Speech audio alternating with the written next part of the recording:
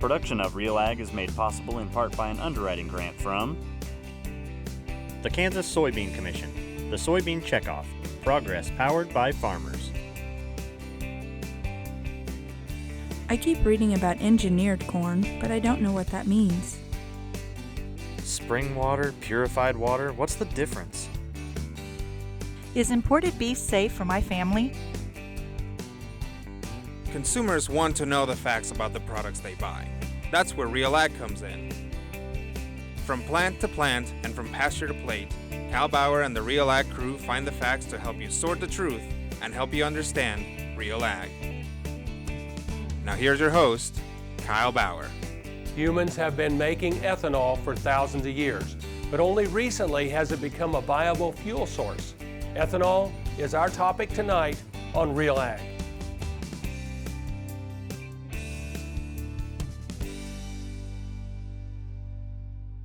Ethanol is a type of alcohol that has very specific properties. Ethanol has been used as a fuel basically since the turn of the century. I mean, Henry Ford, when he invented the Model T, it was made to run off of ethanol. Ethanol is a very clean burning fuel. It's a renewable fuel. For hundreds and thousands of years, humans have made alcohol for various reasons, including drinking. But ethanol and fuel ethanol has developed most recently over the last 30 years as a fuel additive and fuel substitute for use in our internal combustion engines with gasoline. The reason a lot of racing groups are using ethanol is, number one, it's a high performance fuel. It is a very high octane. It has its octane number of 112 compared to aviation fuel at 100, or if you're saying, what does my car burn? My car at the gas station, you will see a number on the pump that's 87. Okay, that's a regular gasoline. When you're looking at ethanol, it's 112 by itself. So the racing industry has seen ethanol as a very economical way to get octane into the fuel. And octane is what makes the car perform under high load conditions, which is what a race car is. So through the years, there have been several types of alcohols that have been used either as chemical feedstocks or in vehicles or derivatives in vehicles. Methanol would be one. Methanol is typically derived in the natural gas process, or in some cases is the same thing as wood alcohol. So not in any way potable, and had been used as an oxygenate in gasoline, just like ethanol, in a derivative called MTBE. But early in the 2000s, while MTBE does a good job of cleaning up emissions out of a tailpipe, there are issues with it in affecting groundwater.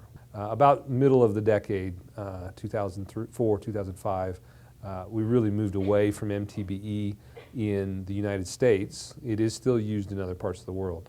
But ethanol at that point started to take over all of the oxygenate in the fuel.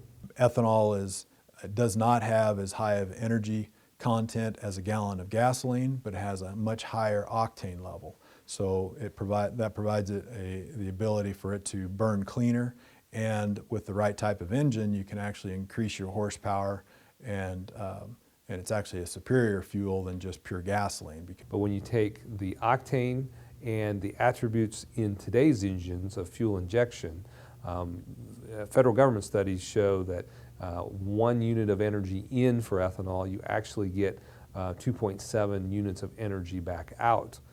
Now in the oil refining process, you actually put 1 unit in and you only get 0.8 units of return. So we are getting a beneficial return on the energy and these octane attributes, which are so very important in today's fuel-injected engines. Gasoline by itself is a mixture of a number of different compounds, and when you hear about the older cars having knock, I mean, a lot of that is just due to the poor quality of the gasoline, and you're going to get the engines actually, or the pistons in the engines firing at different times just due to the inconsistencies of the fuel. And ethanol reduces that or eliminates that. Ethanol blends at 10% are warranted or guaranteed for use in all vehicles in the United States, and is expected that would be used in all small engines in the United States as well. So as we move forward, there are opportunities for higher ethanol blends to be used in vehicles as well. And implementation is currently underway of the use of E15 blends, moving that base stock from 10% ethanol to 15% ethanol in vehicles that are 2001 and newer. Or, of course, there are vehicles on the road that are called flex fuel vehicles. And flex fuel vehicles, which are almost half of all models produced today, are able to use up to a blend of even E85, which is a certified flexible fuel as well. Today, 98% of all gasoline sold in the United States is 10% ethanol.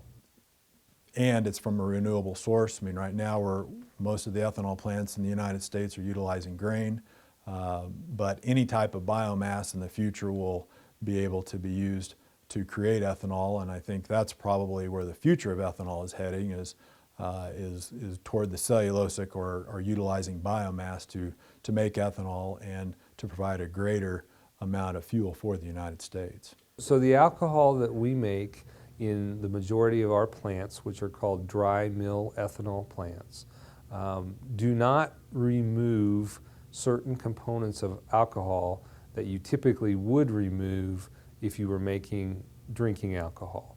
For example, there is one plant in Minnesota that has added the capability to make vodka at their dry mill ethanol plant, but it's relatively unusual. So in essence, we are making white lightning at our ethanol plants, but it is not really an alcohol that is suited for drinking unless you do some further processing to it, which you would have happen at food grade potable alcohol type facilities. Over the years, ethanol and gasoline have developed an interesting relationship. When consumers buy gasoline, it's probably not readily apparent that they're buying a liquid that has many different components in it. Even from the gasoline refinery, there are a variety of parts of that gasoline. And so blends of gasoline today, almost all include 10% ethanol, 90% gasoline and 10% ethanol. And we are seeing some progression moving towards 15% ethanol and 85% gasoline. And if you have an opportunity to use flex fuel in a flex fuel vehicle, you can use up to what's called E85, which would be 85% ethanol and 15% gasoline. You are also producing a product which is what they would call a clean octane. Now this gets into a lot of detail, but at the end of the day, ethanol is a single molecule. Okay, if you were to take gasoline and dissect that gasoline, it would be over 250 molecules, different boiling point products. So when you blend just 10% ethanol in gasoline, you will reduce the tailpipe emissions by over 20%. If you were to put in 20%, you could do it by 40%, or if you were to do as high as 30% ethanol blend, you could reduce tailpipe emissions by over half, by over 50%. So there is a very significant improvement in air quality by blending ethanol with gasoline. One of the things that have been coming to light over the last couple of years is the significant health effects experienced by people that are living in urban areas and close to high traffic interstates and things like this. There is a number of studies out on websites that people can look at. One of the websites is the Urban Air Initiative, which has many different articles that talk about the significant deterioration in the health of our young people who are exposed to high amounts of auto exhaust. And so there is a definite connection between health and auto exhaust. And with the high amount of focus that we're having on health care in this country, anything that we can do to reduce health care costs is significant. Just as our industry was able to add value to agriculture through raising the prices of crops, just as our industry was able to add 400,000 jobs in the Midwest supporting this industry, just as our industry was able to reduce the cost to the consumer for their fuel and their taxes to support agriculture, we also are in a position to significantly improve the quality of the air we breathe with a product that is made here in the United States, cannot be outsourced to anyone else because this is where the crops are grown. Ethanol is made primarily from corn. This means that ethanol producers and farmers have to work closely together. The ethanol production process, and I guess from a very high-level view, in our particular case, we're utilizing grain as our starch source. So we like to, we're very particular in the quality of grain that's coming in. We want something that has a high starch level. The higher the starch level, the better.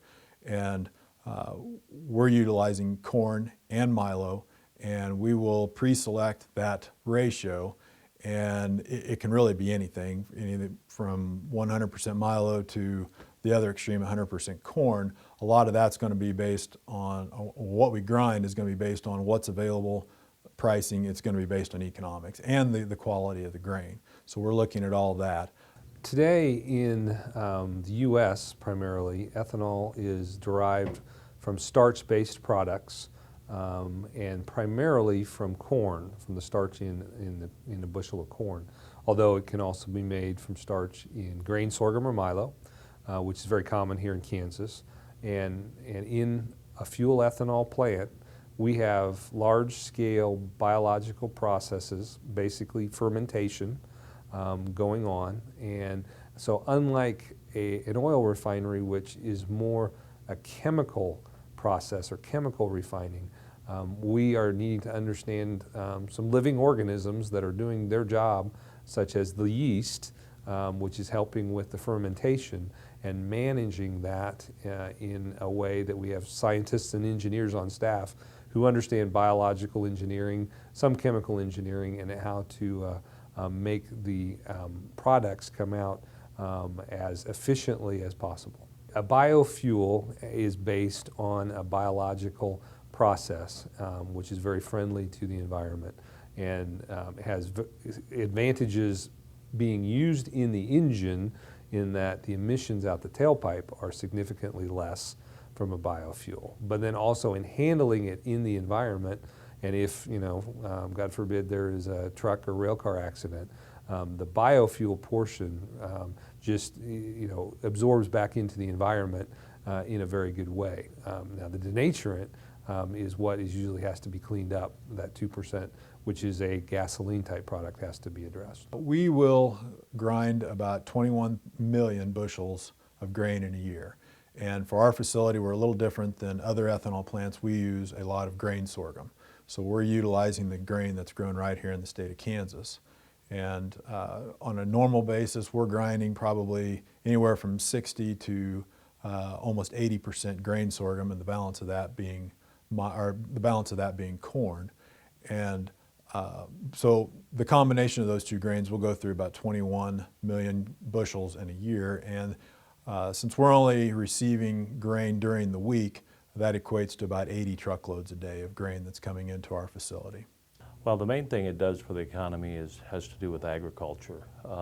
When you look back 10 years ago, you were looking at corn prices around $3 a bushel. And bushel is the unit of measurement that's used to to market the grain. And so when you look at today, when we're over $6 a bushel for that same quantity of corn, you're seeing a significant increase in the revenue of agriculture. And also when you look back to, for example, take 2004. In 2004, we had an 8 billion bushel corn crop, and the U.S. taxpayer paid $1 a bushel in payments to the farmers because the price of the grain was below their production cost. So that cost the U.S. taxpayers about $1 a bushel, $8 billion. So that money is also now being paid directly back to the farmer. So the farmer is not needing any government support to profitably run his business. They'll end up getting a little bit more for their grain. And typically an ethanol plant, when they come to a region, when they were constructed, it's going to improve the price of the grain that the farmer would receive by usually 5 to 10 cents.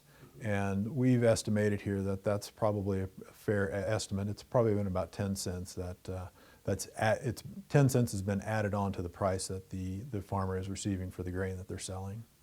We believe renewable energy is that which is we're going to be able to grow every year effectively and efficiently. You know, we in the biofuels industry work closely with domestic fossil fuel production, whether that be oil or natural gas, which runs most of our plants today.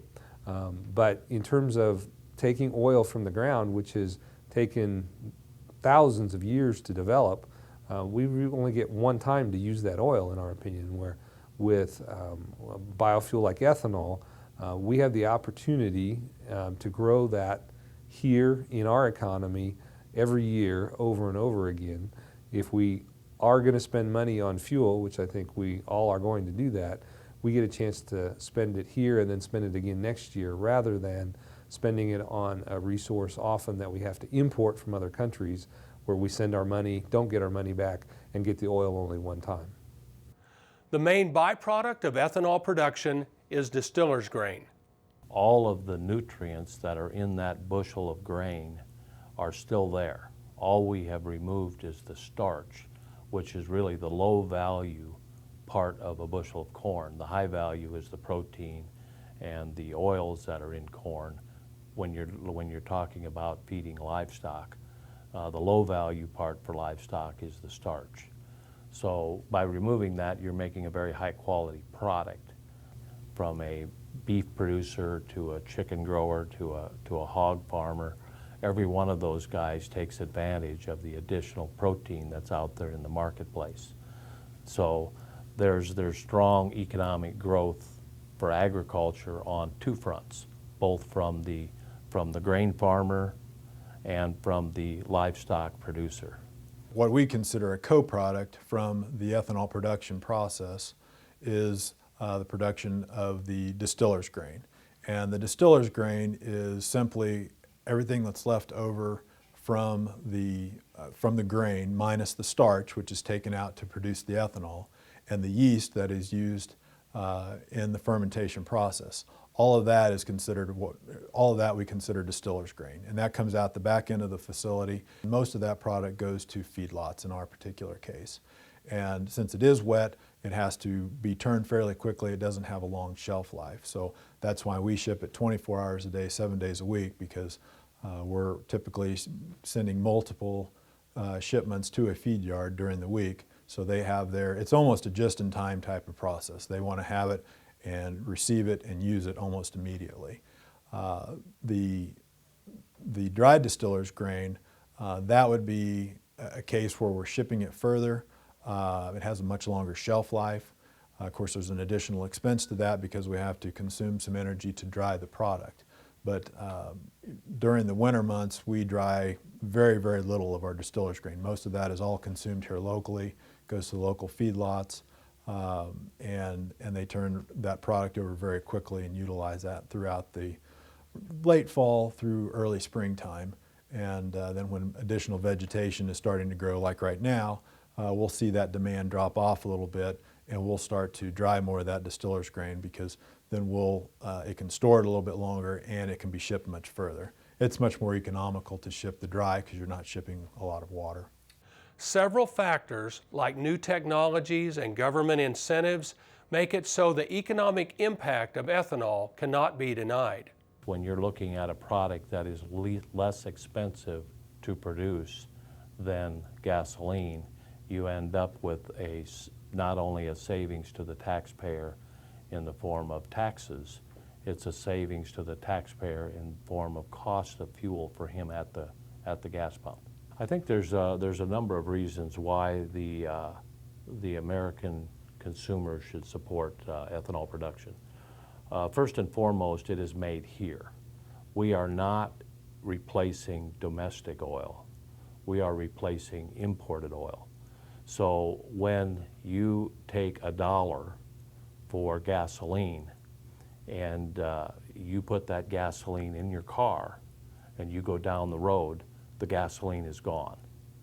If that gasoline came from imported oil, that $1 is also gone, because that $1 was used to pay for something outside of the United States.